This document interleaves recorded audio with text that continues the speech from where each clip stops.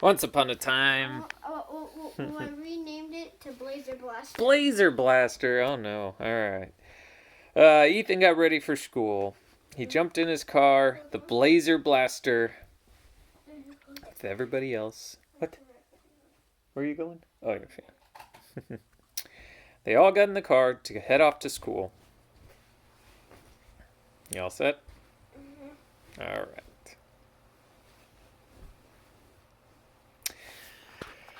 They jumped in the Blazer Blaster, and off they went.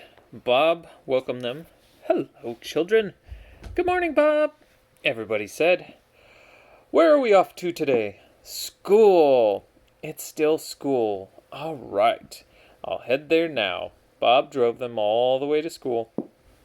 And on the way, Ethan got everybody a cookie to have while they drove. They munched on their cookie and got dropped off out front, and Bob went and parked the car. Ethan went into his class and sat down waiting. Pretty soon, Mr. Rotor came in. Hello, everybody.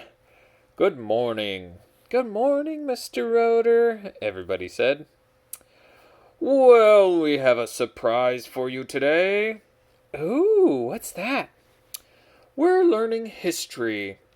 Oh, boy. Everybody cheered. Does that mean we're not doing math? Ethan said. Yes, no math, no reading, just history. Yay, everybody cheered. One boy in the back said, Oh, I like math. Mr. Rotor then described what they were going to be doing. We will be learning about the first Thanksgiving. Does anybody know what the first Thanksgiving was about? Ethan raised his hand. It was about the Pilgrims and the Indians. That's right, said Mr. Rotor. Now, step this way, and we shall see what happened. Ooh, everybody lined up and went all in a row out towards the front, and there the bus was. Are we getting to go back in time again? Yes, that's the plan. We're going to go meet the Pilgrims and see what they ate for their very first Thanksgiving. Oh boy. Everybody was excited and sat down in the bus, and Mr. Rotor got it all ready for him. Right, here we go. And he pushed a button, and the bus disappeared in a flash. Vroom! Back in time. All of a sudden, they landed around in some woods. There was nothing but trees around. Mr. Rotor looked around and said, I might have gotten the wrong place. He looked at a map and realized, I put us in the wrong place. Everybody hold tight. Make sure you have your seatbelts on. Ethan made sure he had his on, and then watched as Mr. Rotor drove them up the road. There was a little path that they were following. Pretty soon they came up to a big wooden fort. It looked like a big wooden wall. And Mr. Rotor parked the car, and everybody hopped out. Right, everybody go follow me. And in they went, into the first fort, where all the pilgrims were. They all had funny hats on, and all were walking around. Some were digging ditches, some were planting trees, but everybody was busy. Mr. Rotor said, Right, we are now with the first pilgrims. These are the ones that came to America across an ocean. And if we'll walk past here towards the end of the fort, we will come out and we can come see the ship that they came in on. He led them through the fort, talking through all the points of interest, where people slept, what they did, where they ate. And then he went to the back of the fort and followed a path down towards the sea. And there, down by the edge of the water, was a huge wooden vessel. This is the Mayflower, the very first ship that sailed to the Americas. My great-great-great-great-great-grandmother was on the Mayflower, Ethan said. My mama said they came from the Mayflower. That's amazing. Then you must know some of these pilgrims here. Well, I don't know them, said Ethan, but I'm related to some of them. Very interesting. Right, let's all go aboard. They all boarded the ship, carefully walking across the plank that got to the ship, and they walked across the deck. Mr. Rotor pointed out all the different sails, and all the ropes, and big gears and pulleys and things that they had to do to make the ship go. Can anybody tell me how this ship moved? Everybody thought about it. One boy said, do they have a motor? No, no motor. Do they have paddles? Nope. Ethan looked up and noticed the big sails. The wind, he said. They use the wind. Very good, Ethan. They use wind. The wind blows into the sails and it pushes the ship across the ocean. Let's go down below.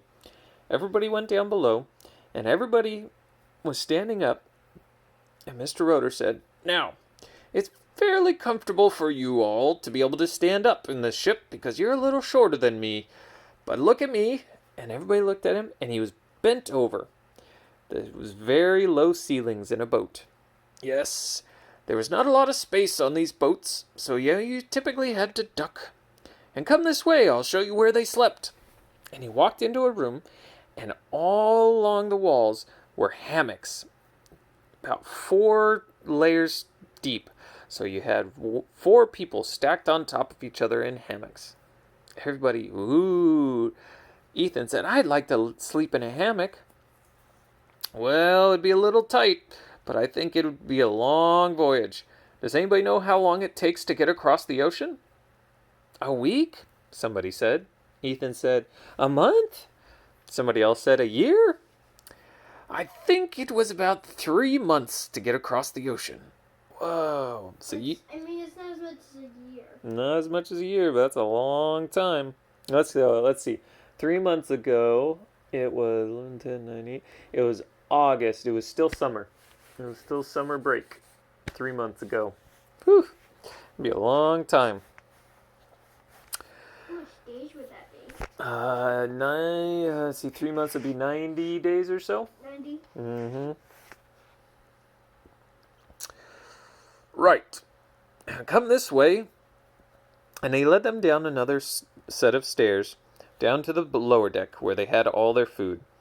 And he pointed to a big barrel, and he reached inside and pulled out a piece of what looked like jerky or meat.